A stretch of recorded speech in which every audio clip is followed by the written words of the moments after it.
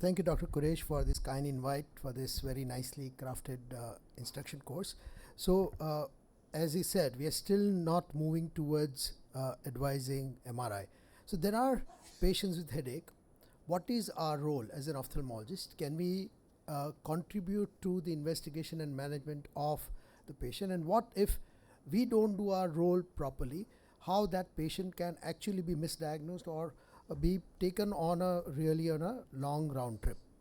So to prove that, let me show you this patient, 34-year-old female. She had a sudden painful loss of vision in the right eye. She also complained of right-sided headache with eye pain. She presented last year, around a year ago, in the March.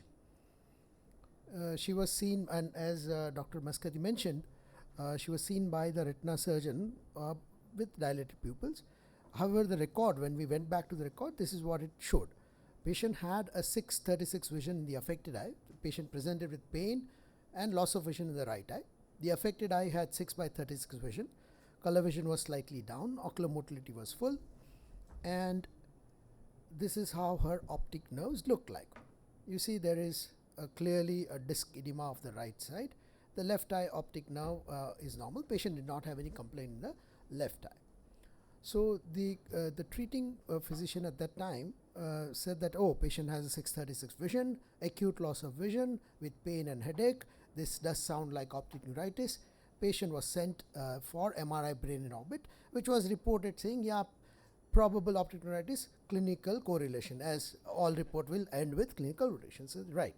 So patient then was sent to neurologist. Before that, what would you have done? Here is a 34-year-old female with an acute loss of vision. Vision is 6:36. I showed you the optic disc. What would you have done? IV steroids, oral steroids, or just watchful expectancy? Would you, how many of you would you say that we can just wait, this will resolve on its own? It is probably just a passing infection. Any of you think like that? No. How many of you would give oral steroids? You say, look, let's start steroids because then we can follow up with the patients. Would you start with oral steroids? Well, that's not the right course. If this was an optic neuritis, patient should be given IV methylprednisolone, and ideally it should be in a setting where the emergency can be managed. So most of the time patient end up going to neurologist to make sure that a neurological evaluation is done and IV methylprednisolone is given. So that's what was done for this patient.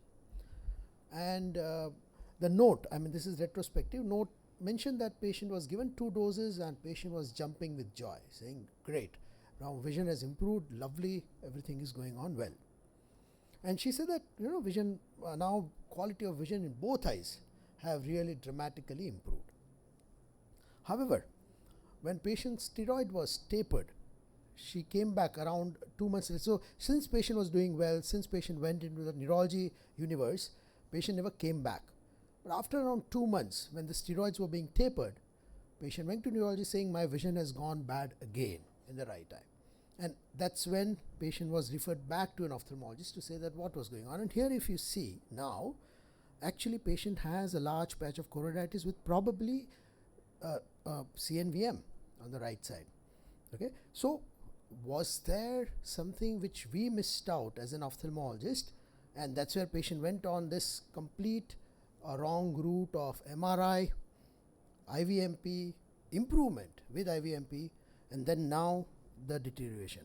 So went back and reviewed the pictures, and here is the FFA, because it was seen by a retina surgeon as rule, as Dr. Maskati was saying, FFA was done.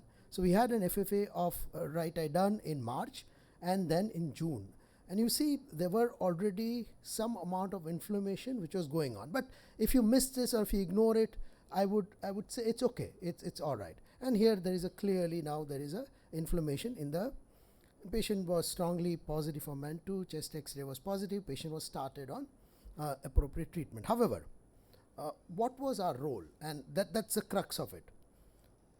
So the pointers where we said that maybe this was not really a problem of optic neuritis was there was a disc edema, there was a bilateral problem. Then we went back and checked the notes, and somebody had mentioned that maybe there were some pigments on the lens and vitreous cells.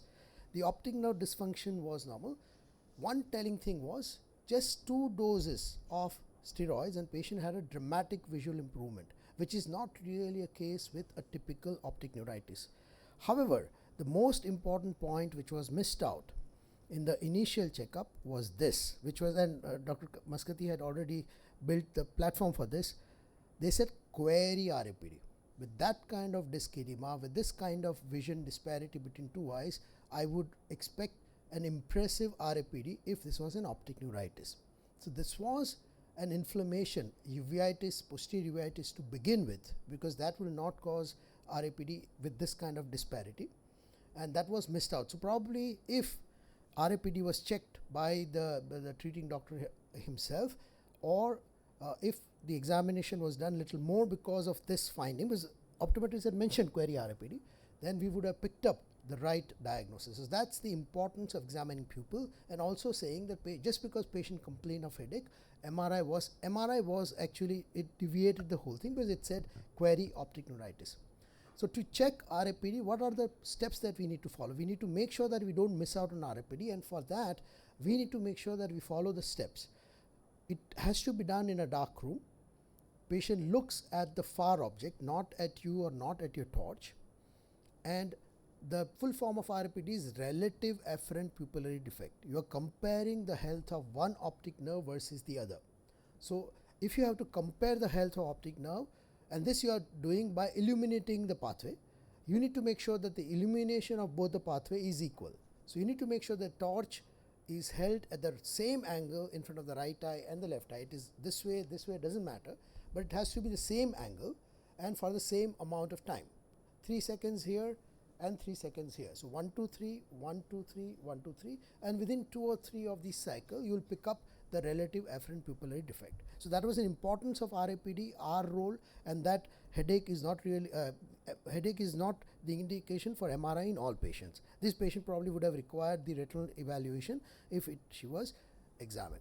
This is a 24-year-old female, complains of headaches, very mild visual problems, visual acuity is 6.6, and this is how her fundus looks like. There is a florid bilateral disc edema. There are some hemorrhages that you can see near the optic disc in the left eye. And you can see here patient also was complaining of little bit of diplopia in the left gaze. I don't know whether it's clear, but there is that little limitation of abduction of the left side. So that gives you a clue. Patient complaining of headache in an age group where raised, so this is pointing towards raised intracranial pressure. And a diplopia, a false localizing sign where there is a minimal limitation of abduction on one side. This is more, this is just an example of how false localizing can look like. This patient had very clear limitation of abduction when he looks to the right of the right side and of the left side. Bilateral limitation of abduction is more common as a false localizing sign in raised ICP, and this is how it looked like. So these were all pointers towards raised intracranial pressure. Our role now is to make sure that we take the documentation of disc edema, look at the OCT, look at this. So OCT, we need to do 2 things, RNFL thickness and GCC complex. And you see here that there is a significant thinning of GCC, and this patient would require an aggressive treatment. So this patient where there is a headache, there is a clear sign that there is a raised intracranial pressure, you need to advise MRI. However, why did I put that case? Because I am supposed to say that headache MRI is not required for all headaches. Is to contrast a very similar patient, a 10-year-old female. She presented for a second opinion with reduced vision for 4 months. 4 months ago, she was complaining of headaches and a little bit of ear problem. So she went to neurologist 4 months ago. Neurologist saw the fundus with direct ophthalmoscopy and so you have headache, you have some tinnitus, you have bilateral disc edema, this is raised intracranial pressure, admitted the patient and started the treatment. The ward referral, the ophthalmologist was called to the ward to examine the patient. Ophthalmologist went to the ward, saw the patient and said, yes, this is bilateral disc edema. So patient continued on acetazolamide, but because there was no improvement in vision, 4 months later, she came for second opinion. And you see, you still find that the disc, there is an axonal swelling. So what was the cause of reduced vision? Actually, there was, again, this patient had bilateral vitreous cells the vision was going down because of cystoid macular edema. So this patient had bilateral intermediate uveitis which caused disc edema, and cystoid macular edema was the cause of reduced vision. Headache was incidental. So again, while headache is a sinister symptom which requires a thorough investigation, and a lot of times MRI will be required, but as an ophthalmologist we need to make sure that the origin of that headache is not from the eye. I give you a few examples where inflammation of the eye, uveitis, can produce headache. There are, of course, there are other problems, like somebody who is working on the computer for a long time. I mean, much more common problems like inadequate convergence, insufficiency of convergence, accommodation, asthenopia, uncorrected astigmatism. They all can cause headache. So we need to make sure that we have a thorough, as Dr. Maskari said, thorough investigation of from the eye side before we decide that patient has to go to neurologist, because please remember, once you send the patient to neurologist assumes that the eyes are fine, and he obviously then proceeds according to his algorithm, which would be to do MRI and give steroids. So that's something which I wanted to highlight, to say that not all patients with headache would require MRI.